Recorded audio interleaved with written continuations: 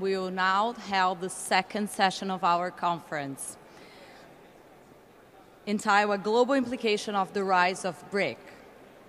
To chair this panel, we have the honor to call Luis Carlos Velez. Luis, the floor is all yours. Thank you very much. Thanks, everybody. Actually, I feel really close to this university, not because I graduated here, because I'm from Colombia, the country with the O.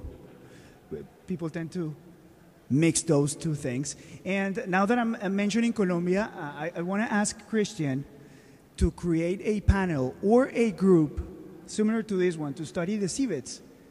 Because in the civets, Colombia, it's the sea of civets. Colombia, the country, again, you know, it's different. And in CNN International and CNN as a company, we totally believe about the emerging markets and the BRIC countries. And that's reflected in our programming as well.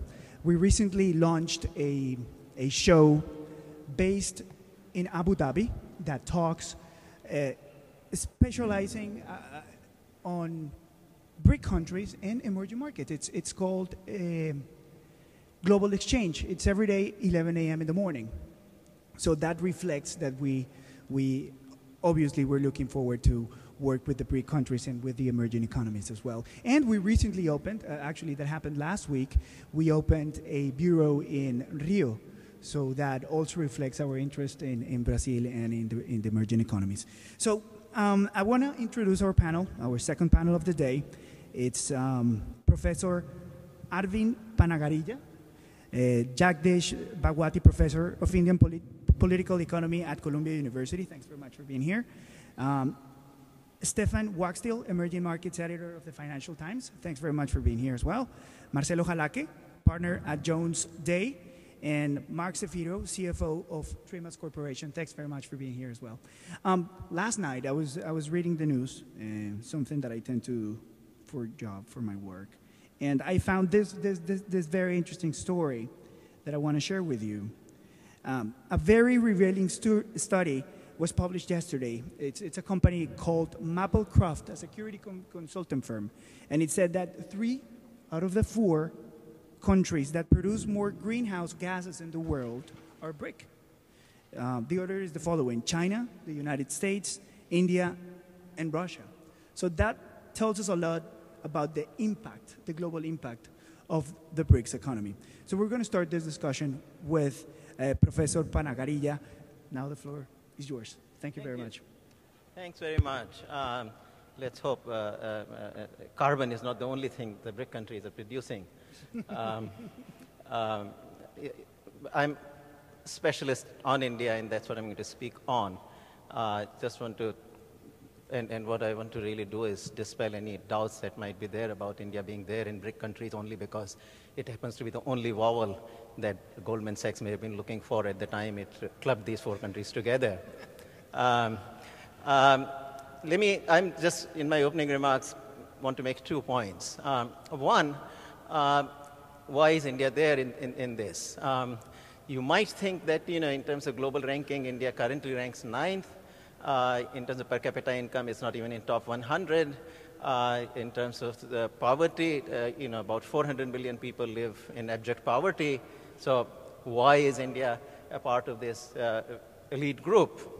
I think it has a lot more to do with what has been happening in the last 8 years and what is to come, actually.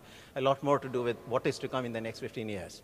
So India has been growing in the last 8 years at between 8 to 9%. That's the headline figure that you see. That's the real growth in rupees after you correct for inflation. But if you actually were to do the calculation in real dollars, India is growing way, way faster than that.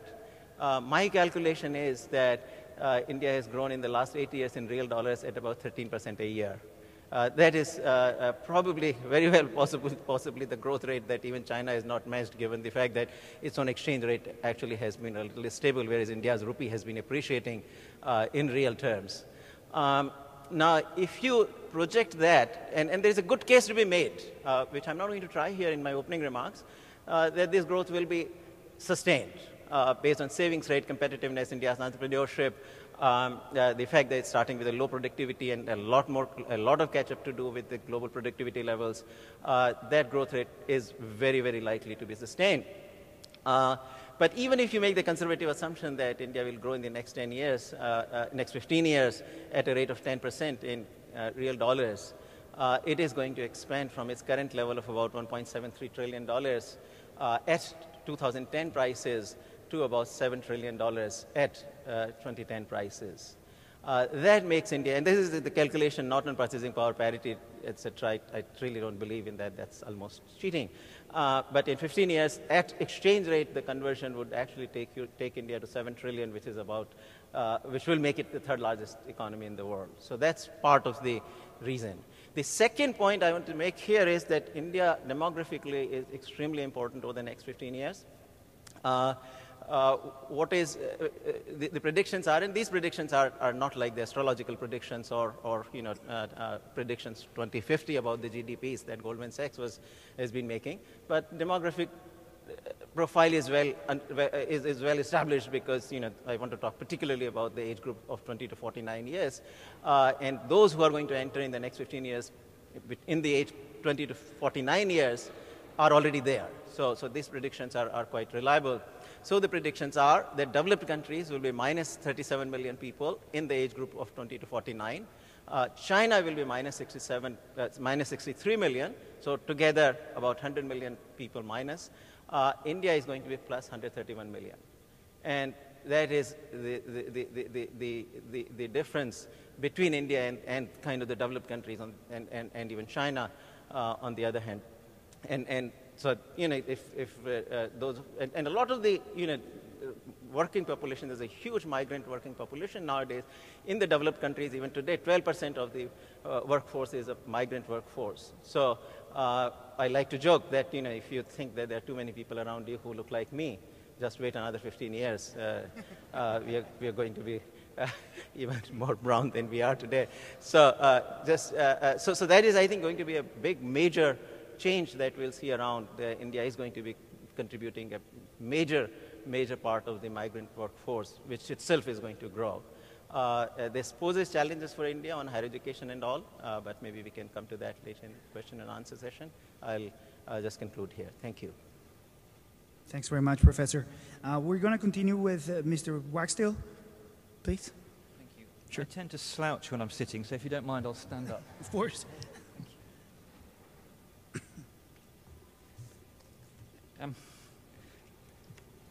I don't want this to sound as a bucket of cold water, but I want to emphasize some realities and continuities among all this talk of change. It seems to be taken as a given that economic growth leads to political ascendancy, or at least to a very dramatic increase in political influence. In my view, if you look at the past, that isn't necessarily the case. And certainly, it doesn't necessarily happen quickly. It can take decades. So even though we've now seen the transformation, as we heard in the earlier panel, economically of the global landscape, and we will continue to see, I'm sure, further transformation of that landscape over the next 40 years has been described. I have no quarrel with that. I think, though, that the political trajectory will be somewhat different, less steep and take longer, and also with more ups and downs. It's hard to predict the future, so it's much better to talk about the past, and we see this. The United States overtook the UK in 1872 in GDP terms. It only made a decisive entry onto the global stage in World War I. It then retreated, entered World War II very reluctantly, and ended up as the global superpower almost by accident, well, certainly not by intention. That's not the only way that power works. Take Japan. Japan rushed into industrialization and then rushed into global power in the 20s and 30s with disastrous results. After the war, Japan picks itself up, grows just as fast, I forget the number, probably faster, but eschews political ascendancy. Yes, of course, the Americans were there and are there, and Japan developed under US supervision. But nonetheless, even at the height of its relative economic power 20 years ago, Japan was very reluctant to take any sort of political initiatives globally. So things are done differently by different countries. On the other hand, those countries that establish political ascendancy, like the US right now, and indeed continuing the European countries, tend to hang on. They tend to hang on, quite frankly, far beyond the economic justification. There's good reason for that. One is that it takes a very long time to develop the instruments of ascendancy, whether this is nuclear weapons or whether this is soft power, like this wonderful university. It doesn't matter. It takes decades. So it takes much longer to invest in these things. And therefore, it's a competitive advantage which lasts far beyond the economic lead. So I think that the rise of the BRICs will generate opportunities for both conflict and cooperation. I think, just going back to the US example, things may not take as long as they did in the past for the very good reason that Stephen King pointed out, which is change now happens faster through globalization, particularly with relevant to politics, the globalization of information which shoots around the world so quickly. So my next point is that I think that what matters is the rise of the BRICs as individual economies, not as BRICs as a movement, important though that is in certain spheres. We're talking primarily of sovereign states which are behaving in a sovereign way. What are they after? Broad generalization. They all want recognition. They want recognition of their success, and that's in the political sphere as well as in the economic. They also want influence, but primarily, and I think this is quite interesting, they're interested in regional influence in a very traditional way. The first people that they want to influence are neighbors. The most energetic in this regard is Russia. Russia fought a war in Georgia in 2008 precisely over this reason. It's concerned about Chinese influence in Central Asia on its borders, and also Chinese influence further east in Siberia, where Russia's resources are concentrated. China also has concerns about its neighbors. Taiwan, which of course it doesn't regard as a neighbor at all, but a missing part of the motherland. Vietnam, where it fought a war 30 years or so ago. The sea, the South China Sea, the East China Sea. My point here is that these are very traditional concerns for China, or indeed for any power. Unlike Russia, China is a patient country, so I'm not predicting any sort of conflicts in the immediate future. Chinese also know that time is on their side, and they emphasize this constantly. India, too, has problems with its borders, not least with China. China is seen in India as at least as much as a threat as it is as a partner and collaborator in the BRICs. While Indian businessmen speak of China as a market and an economic partner, defense policymakers in India worry, and I find this bizarre, but it's true, they worry more about China than they do about Pakistan. Pakistan they regard as a smaller country, and in the last analysis, not an ultimate threat to India, but China they do see as a real threat. Brazil, by contrast, seems to have better relations with its neighbours, so some of what I relate perhaps applies a little less, but nonetheless I think it still applies. There are water disputes with neighbours, territorial issues, arguments over who can invest in which country, and so on. Certainly China is courted for its money in Latin America, but I wonder how many Latin American individuals and indeed states would really want to replace Chinese influence, American influence with Chinese in the region. So I see less of opportunities or risks of conflict there. A couple of other generalizations now, big picture. With economic growth comes political participation. There are numerous studies which show that as countries get richer, they, to put it simply, become more democratic. Around $10,000 per capita a year, PPP basis, countries, it seems, democracy establishes itself. This is good. It means that the emergence of the emerging markets also means the emergence of democracy and indeed of peace. While it's true that a leading democracy has started a couple of wars in the last 10 years, By and large, democracies don't fight each other. In fact, I struggle to find an example of a democracy that has declared war on another democracy. So in general, that's good for the world. But that said, the exceptions to the democracy rule are as important as the generality. A big exception is Russia. Russia is on $15,000 a year, and as we heard from Sergei earlier, is not a democracy, nor is it moving in that direction. China is not a democracy either, just below, or a bit below $10,000 a year. Very interesting to see how China manages this transition. Does it become more of a participation, does it see more political participation or not, and with what consequences?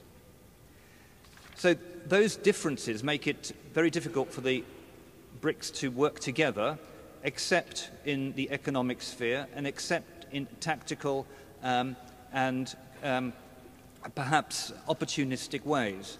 But I believe even that's very important. You saw in the developed world the rise of cooperation between countries. I'm thinking particularly of the formation of the European Union, which started off in a very careful and cautious way before it became what it did. So I think that the initiative of the BRIC movement is to be supported. These countries do have a lot to say to each other. It's just that we shouldn't expect that to be the main conduit of their influence of the world, or on the world, or indeed on each other. Thank you.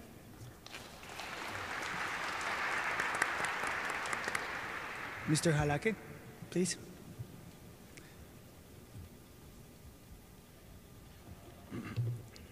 Good morning to all. I'm particularly happy to be here this morning, not only because being in Columbia at the library reminds me of the years when I was a student of international and public affairs in Belgium, but spending a lot of time here in the library and having a great time, but also because I was very pleased to have been able to introduce my two very good friends, Christian Deséglises and Marcos Troijo, who have co-founded this BRICLab, and so I think it's very exciting. And thinking back of the first meetings and so forth, it's particularly great to see that they have put together their vision into action and implemented it like always. So I think this is great. I wanted to, as a practicing lawyer, I'm a partner with the international law firm of Jones Day, which is one of the largest law firms in the world, with, in fact, offices in each of the BRIC countries. I wanted probably not to address the interesting question that was posed by the Vice President, although it's, for a lawyer, I feel like I'd like to talk about that, but about how to structure legally, or whether to structure legally the BRICs as a legal institution or as a legal entity, but rather I thought that I should just say a few words about how, as a practicing international lawyer, I see the rise of BRICs in my day-to-day practice. And that is, I am a mergers and acquisitions cross-border lawyer focused on Latin American transactions, which has traditionally meant in the past that I would be representing large European and US companies that would be doing acquisitions in Latin America. And the US parties and the European parties would tend to be the dominating party in the transactions. The bankers and the lawyers would be a bit too arrogant probably most of the time, and telling the Latin American receiving parties what to do and bossing them around, and the meetings would occur always in New York and so forth, and under New York law and under New York terms. And what has happened in the last few years is that there has really been a shift in this trend, in that not only is that, first of all, we spend a lot of time now advising large Brazilian companies and large Chinese companies that are doing cross-border transactions, that are acquiring companies outside of their region in the US, in Europe, in Asia, in Africa, And they are doing so in a very daring manner, and they are very assertive, and they are much more calling the shots and the agendas, and the meetings are much more likely to be in Sao Paulo, and the lawyers and the bankers were the first ones to leave New York. You know, the Latin American departments have left New York and have moved to Sao Paulo, as Silvia is moving back again to Sao Paulo, which has become the center of gravity for cross-border Brazilian sophisticated transactions. And of course, the lawyers have followed also. And so I think that this is very interesting. And the types of transactions that I'm seeing where we are advising these large Brazilian companies, it's interesting to see also that the many times, and what I've been seeing in the last couple of years, is that the Brazilian party is the one that is providing the technology, whether it's in deep water oil development, or whether it's in the technology to extract oil from shale in the US, or whether it's a Brazilian large not-for-profit organization that is introducing its methods in Jordan or in England or in the US.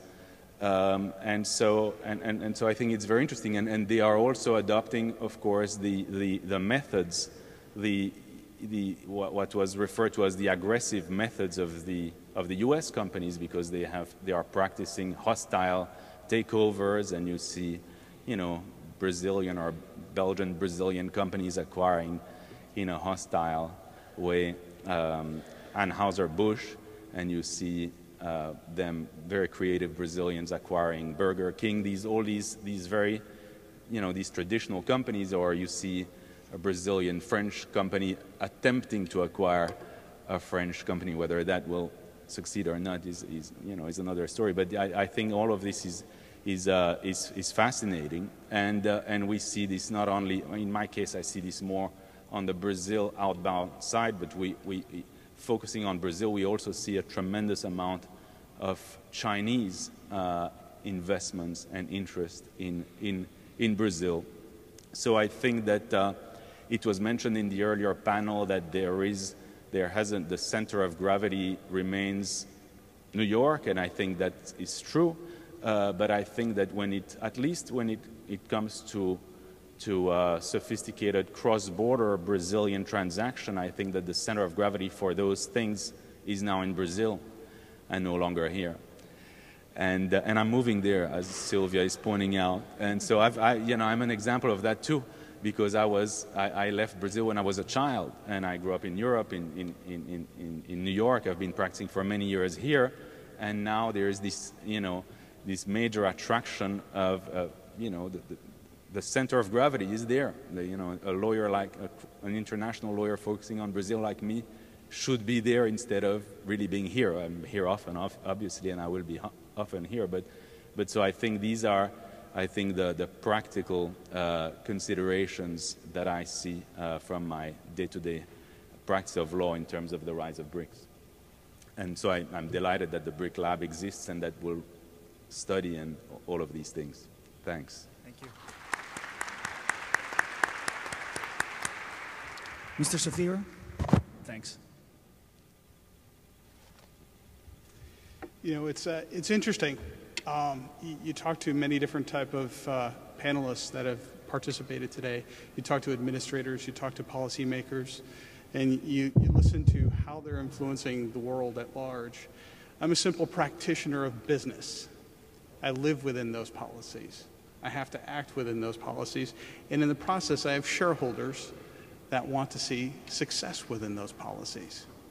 So the question was, when I was asked to speak today, is what could I possibly add to a policy-making discussion at such a prestigious institution? I would submit this. Having lived in 3 of the 4 BRICs, having conducted business in 3 of the 4 BRICs, bought, sold, developed companies in 3 of the 4 BRICs, I might have a few ideas that would purvey an idea in terms of how to most effectively work within those policies. So with that said, the realities that we heard from various and esteemed panel members was that the BRICs will represent 60% of the liquidity in the world. 3 of the top, or 4 of the top 5 economies in the world. So I put to you this, is that American companies must preside, must present, must interact, and choose to grow within those economies. That doesn't come without risk. It doesn't come without effort, and it doesn't come without disappointments. I would submit that when you're entering those markets, the American companies can offer and bring things to those local economies that come in the form of technology, come in the form of process, manufacturing expertise, as well as personnel expertise. But I would submit that it's the blend of the two. The local knowledge, the local capabilities, and the local expertise blended with this to make the, if you will, stew that makes the best alternative. So, how do you choose what countries to participate in? Because not everybody can be everything to everyone. How do you choose which economies matter to you as an industry? Well, it starts with either a supply play or a commercial play. Are you looking for a supply chain, or are you looking for a commercial opportunity to participate in the markets? I would submit that that paradigm has been changing over the last 15 years, most notably in China, with the freight costs that drive business out of China today and into other areas of the world where they can participate in a more global economy. But your choice of whether or not you participate in the market is centric to how you choose to participate in that market, either through structuring choices, whether or not it is something that you want to do as a greenfield or a venture partner. The most important thing, though, that I've learned over 20 years of doing business across these economies is you have to get local fast. You have to participate in the local economy. You have to participate with the local chambers. You have to participate with the local universities. You have to reach out and actually embrace what's different. Be willing to accept what's different, not only from a go-to-market strategy, but also from a interpersonal interaction, as well as ultimately how it is that you choose to do business. Lastly, I would point to risk management. I'm sure that there, in the graduate level courses, there's a significant amount of attention paid to risk management. Doing business in economies that you haven't grown up in presents you a significant problem. As a leadership team and as a purveyor of business, you have to be local, you have to be visible. That comes with effort, and that comes with training, and more training. That's not to say that Corrupt Practices Acts are different in each of the countries, but it is to say you have to pick what it is your own core beliefs as a company and how you proceed in those markets. The visibility of your executive leadership along the way is centric to that whole thing. So, this is all predicated on the fact that you have share owners that are interested in a profit, you have economies that are looking for employment, and there's a nice blend between the two. You have to balance it, you have to come up with the solutions that work for the particular situation, and you need the leadership teams that can be as flexible as possible in those environments. It's entrepreneurialism at its peak to be able to play across the BRICs at large. That concludes my thoughts. Thank you.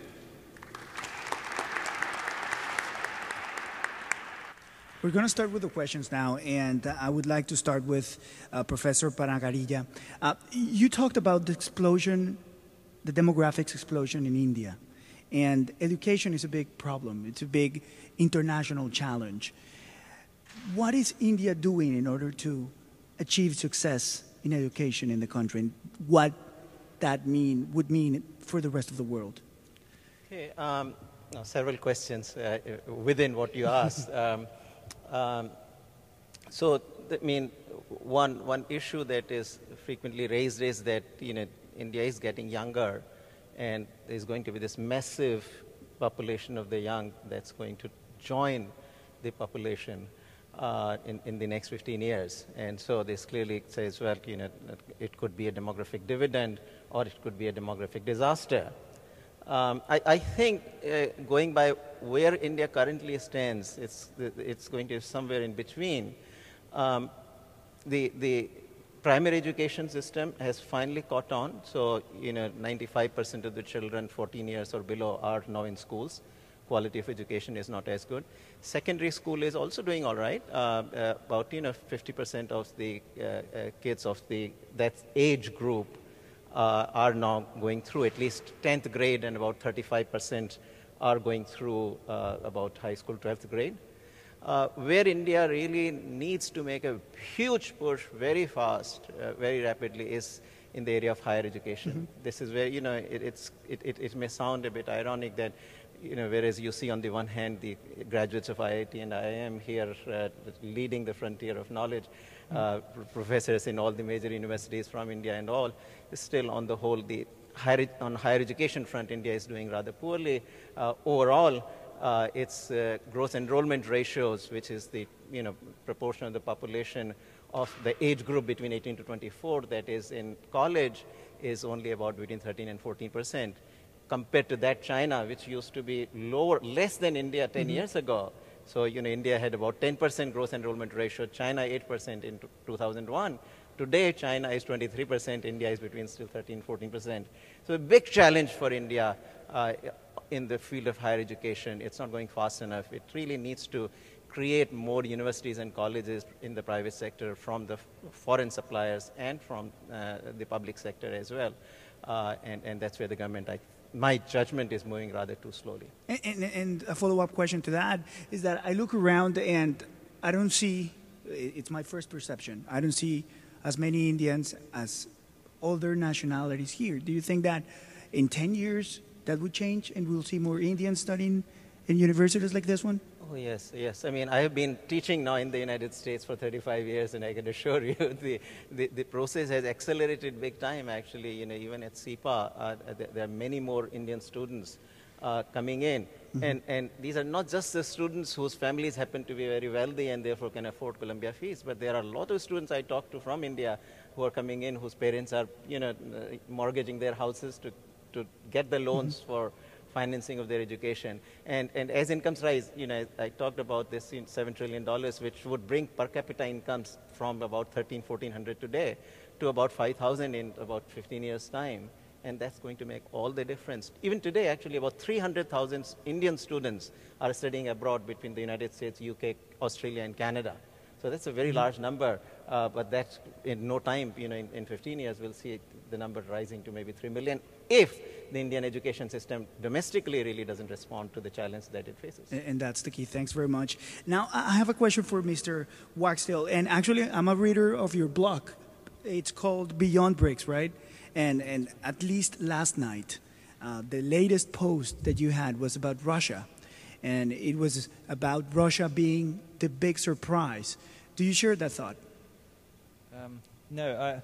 Just to explain, on Beyond BRICs, one of the posts this week we did was from Jim O'Neill's book on what he now calls growth markets. And in that, he is generally bullish, as he generally is, but he's particularly bullish about Russia. The projections were made essentially on the basis of current growth rates in Russia, which have been very good in the last 10 years. And some of the investments which have been made by foreign companies, for example, Coca-Cola and PepsiCo, in his view, are opening up Russia to foreign investment, the car industry also. I unfortunately think that Russia has a much more difficult path to progress than he does. I'm much more in the camp with Sergei Guriev, who was speaking earlier.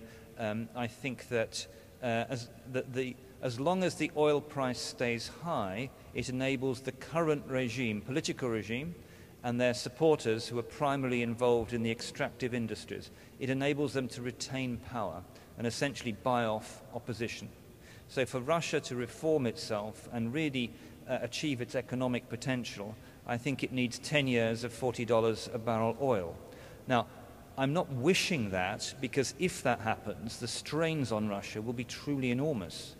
But I can't see what other pressure would drive Russia in the direction of a diversified economy where it could make real use of its technological and educational resources. These are still some of the best educated people in the world, not just in the developed world, anywhere. And yet it's a frustration. Thing is, I can't see a way out of it in the way that Jim O'Neill does, simply by extrapolating growth rates. Thanks. I want to toss this question to Mr. Hallake. And as you said, you represent several U.S. companies in Latin America and around the world. But when you do businesses with BRICs, what do you think is the biggest political challenge that companies face? Well, there is, when you're dealing with, certainly when you're dealing with Brazil and when you're dealing with China also, and India and Russia, yes, I think that you have to deal with a lot more bureaucracy than you do in, you know, in the United States and in Europe. So I think that it is challenging because a lot of things, you know, require much more time than they would ordinarily require, and whether it's just to set up a company or to have a permit and so forth, you have to go through a lot of red tape that can take a long time, and you have to you know, have good local connections and you know, and in some cases in some of the countries it's there are more risks that relate to corruption, which you know, which are a concern and which must improve. It's very important. But Mr. Zeffiro, you've lived in Brazil. You lived in the doubtful Brazil of some years ago, and now the successful Brazil. Why do you think, and how do you compare the two stories of Brazil? Why do you think Brazil is right now in this better stage? You know, what's interesting is I've had the opportunity to be in Brazil and live in Brazil at multiple points in my life. And I would have to say that the political environment has embraced business. Now, they still haven't broken down the tomes that are laws and tax laws, but they've embraced business and embraced it in the sense of help us continue to grow, help us continue to develop. And that is a different mentality. It's not about a gift of growth. It's about help us do it together.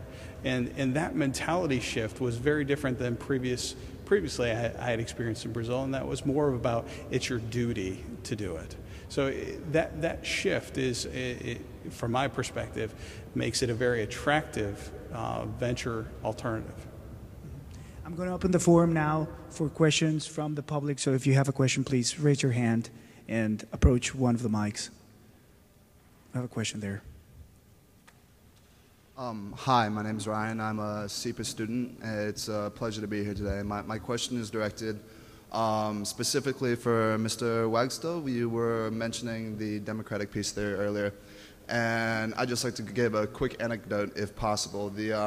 About a month ago, I was watching testimony before the Senate Foreign Relations Committee, and James Clapper, the Director for National Intelligence, approached and was asked what he thought, which country was going to be the greatest security threat to the United States in the next 10, 20 years. And he said with very little hesitation, China. That was to the dismay of a lot of the senators there, specifically Carl Levin, who was quite perturbed that he didn't say Iran or wanted Hamas or a non-state actor perhaps would be a greater threat to the United States security.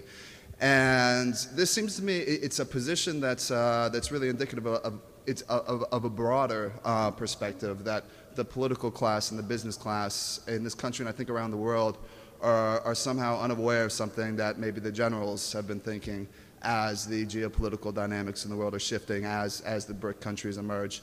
And they seem to be of the opinion, and I'm sorry to Christian, I don't know if he's still here, we said we wouldn't mention them, but that Goldman Sachs runs the world.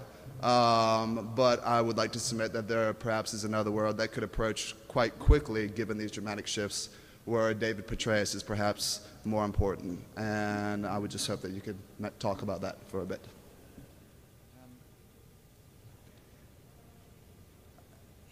If we assume, as I suggested we perhaps ought to, that sovereign states remain the dominant political organization for the foreseeable future, then conflict between sovereign states is inevitable.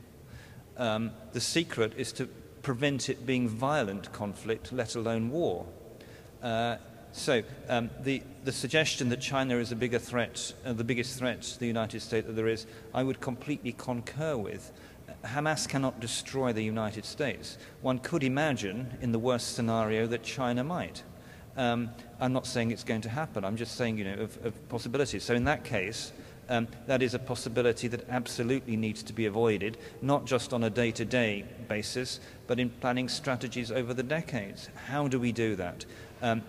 We do that by cooperating economically, because we know that trade and mutual investment creates for the greater good. You get more benefit through trade and investment, through the laws of comparative advantage.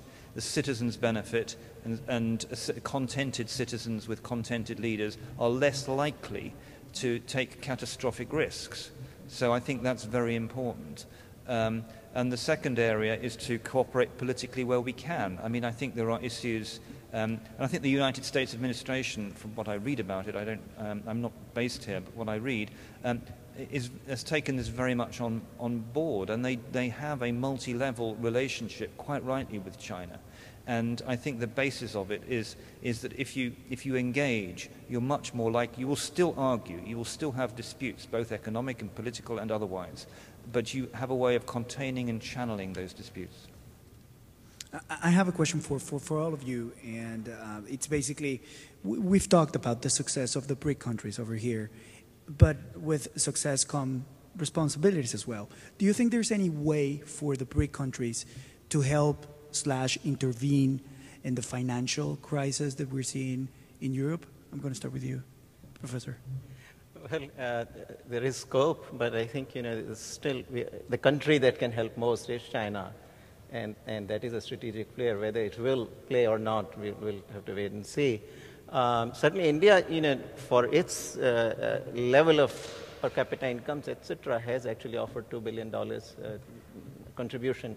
Now, in the context of what is required, this is a small sum, but certainly it has come forward. China probably would do too, but I think China is clearly a more strategic player here, and whether it is going to, and at what level, remains to be seen. Mr. Hallake?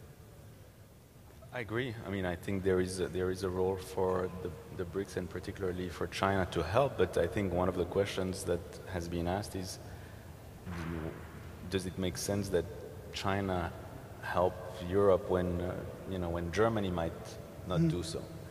So, but certainly I think there is a role and a lot of liquidity from particularly China. I think it's absurd and embarrassing that Europe should be asking China for help, and I think from the Chinese point of view, it would be a very foolhardy thing to basically risk the accumulated savings of its migrant workers earned, on $1 or $10 a day, if we're talking 10 years ago, and spend all that supporting people with lifestyles on 20, 30, and we heard $50,000 a year. Europe has money. As somebody said, if you eliminated the borders, Europe's financial problems would be solved tomorrow. Germany has massive surpluses. The southern countries don't. So the question is to reach a political arrangement where this is redistributed. Now, if Europe does that, given the amount of tension that there is in the world, there would be a benefit in China and others perhaps providing short-term liquidity, but only when the Europeans themselves reach a coherent political and financial settlement. I guess I would take it maybe a bit of a different direction. I tend to concur with you. I believe in letting the markets work. There's a reason why they exist. And subsidization or subsidies from other contributing countries, while nice, doesn't solve the problem. And the question is how did they get from point A to point B? The same could be said about the U.S. And what are we going to do about it? So I submit, let the markets work. It's going to be painful, but I think that's the only long-term solution for it. Professor? Yeah, I just want to add, I mean, lurking in the background of this question is also the issue of global governance. I mean, in the end, you know, if China's, India's, Brazil's, etc., are going to be chipping into this head, you have to revisit how the IMF is governed and how the World Bank is governed. I mean, in the end, you can't have small little European countries having this disproportionate power, voting power in the institution of International Monetary Fund, and countries like China and India having much lower share of the votes, and then asking them to actually also contribute to this financial crisis. So I think that, I mean, in a way, if their contribution opens up in a more sensible, serious way, that global governance question, then I think you're playing. Questions from the public, please? There's a mic over there.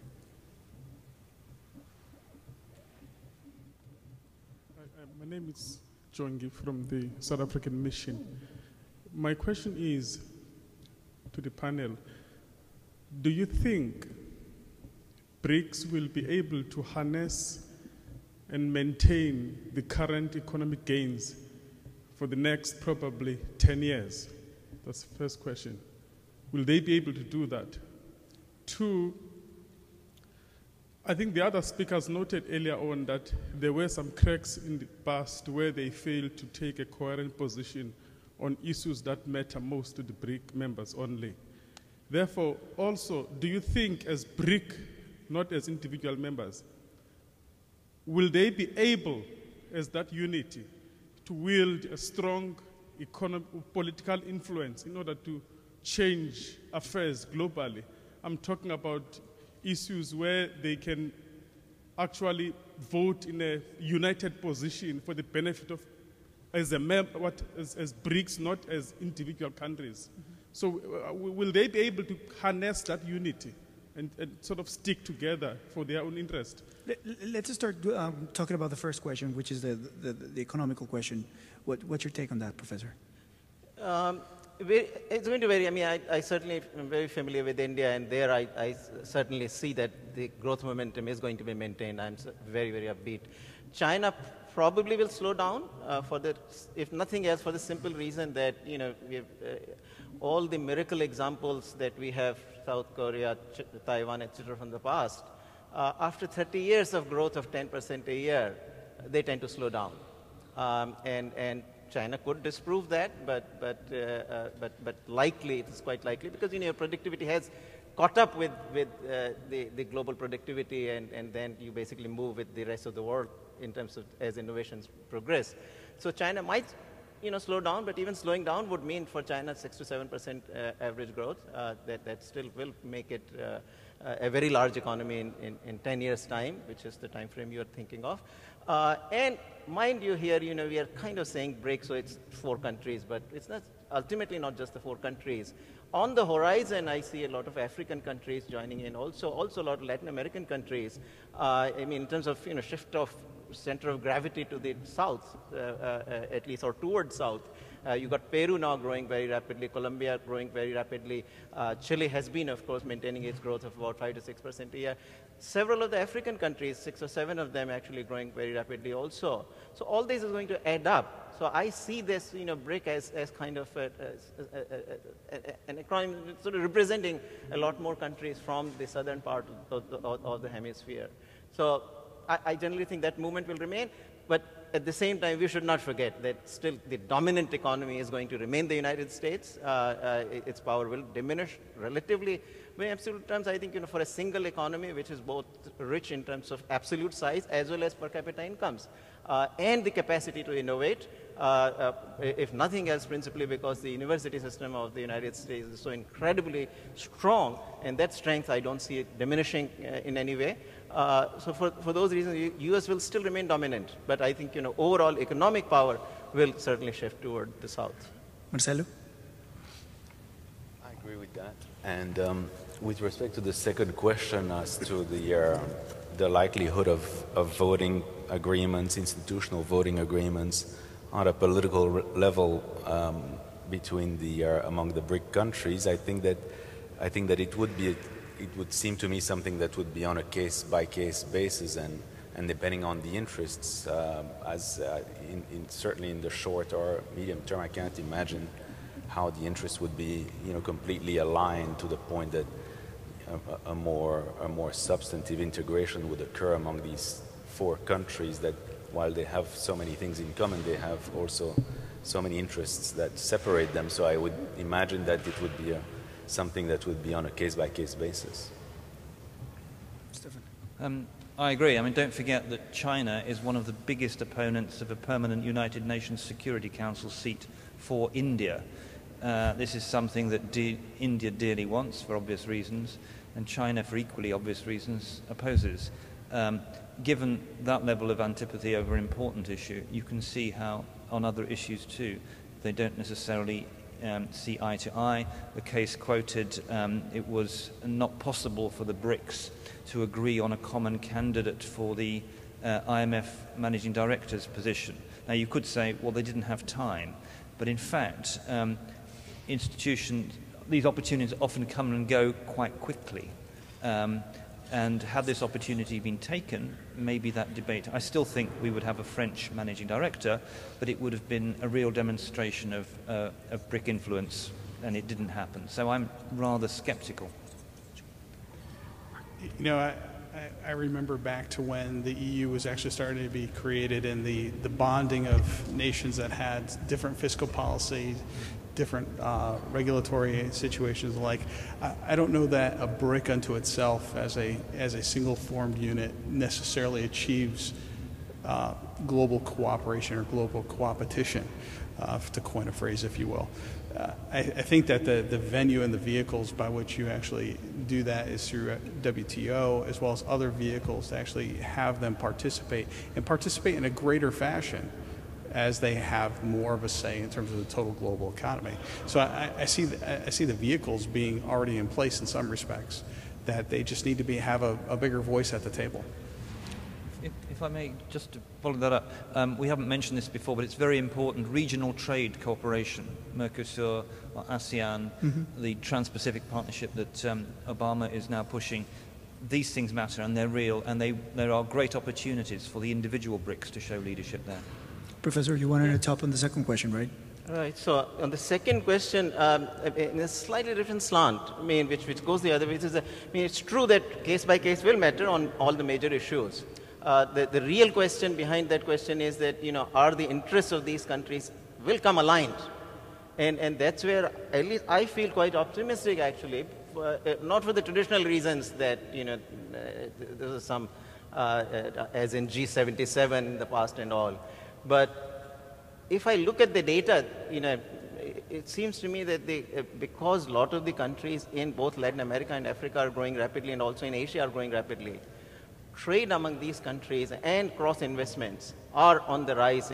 India, I was astonished actually, India's trade with Africa has expanded quite rapidly actually. So India is developing a lot of stakes in Africa. China's stakes in Africa, of course, we know well about. And likewise, India is also far more present now in Latin America. So the economic interests, I think, are coming aligned. And if these are the regions that grow more rapidly, trade and investment relationships are probably going to grow more rapidly, purely based on markets among them. And that, I think, is going to also bind the political interest, at least to some degree. Thanks. We're going to go for our last question, right?